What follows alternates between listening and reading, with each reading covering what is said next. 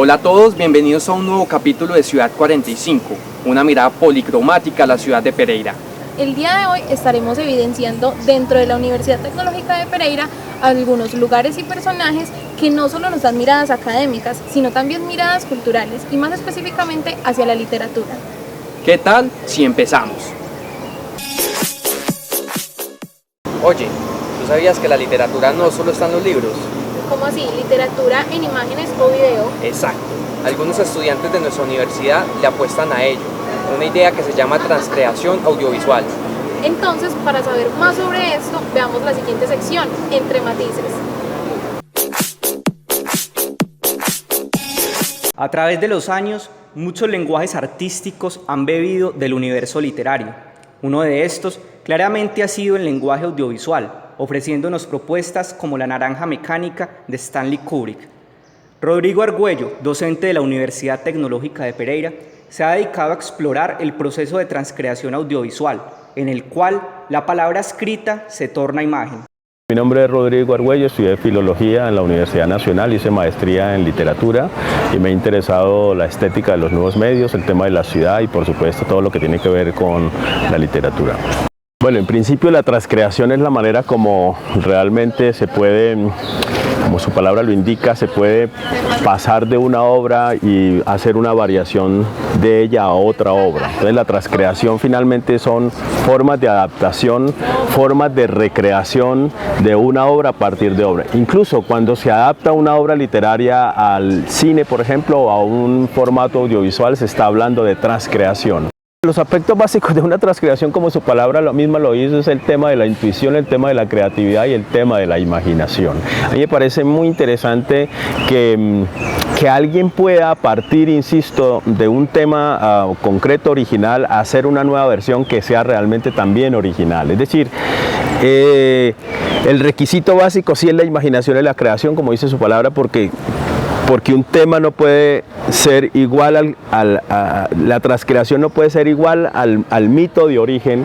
Tiene que haber un plus, tiene que haber un turning point, es decir, una vuelta de tuerca o un punto de inflexión para que realmente se dé la transcreación, y para eso se necesita muchísima imaginación. Tú no podrías tener el Quijote y volver a escribir el mismo Quijote, salvo que sea el ejemplo de Borges, de Pierre Menard, autor del Quijote, donde casi es igual. La transcreación tiene el requisito de que la nueva obra, por supuesto, tiene que ser también original. Así parta de un mito específico.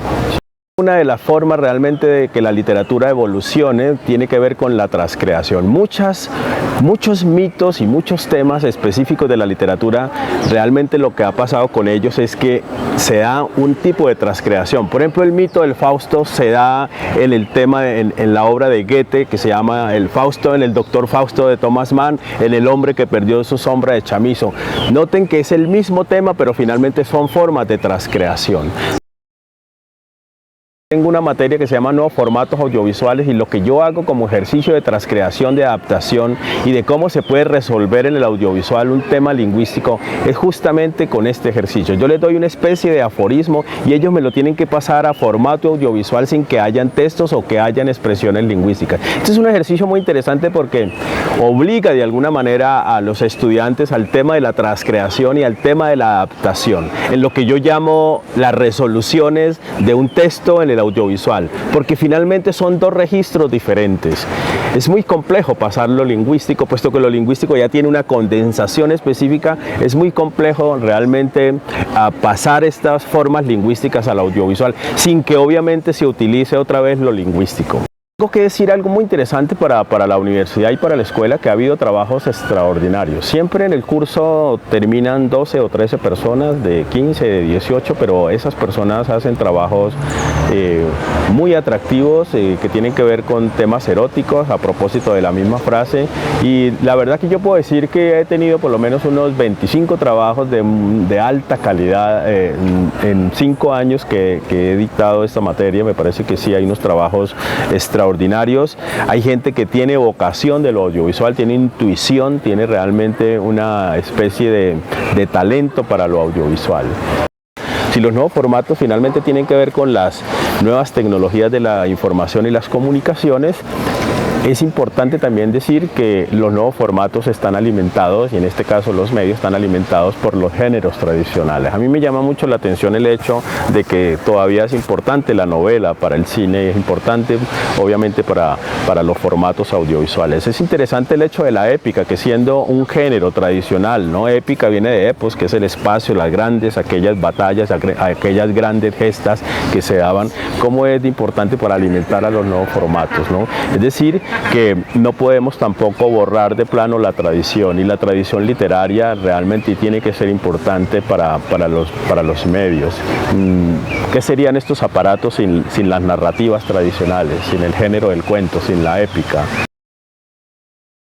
La literatura es una de las expresiones para mí más sublimes que tiene el hombre. Para mí el que hace literatura es una manera de calificar el mundo, es una manera de, a partir del lenguaje, tener una percepción sensible sobre lo que es el mundo.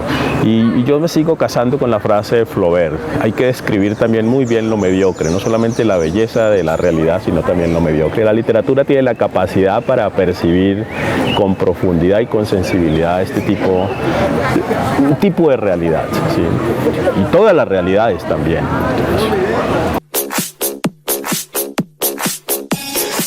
Y así concluye el capítulo de hoy. Esperamos les haya gustado.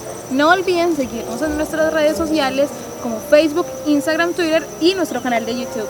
Esto ha sido una mirada policromática a la ciudad. Nos vemos en nuestro próximo capítulo.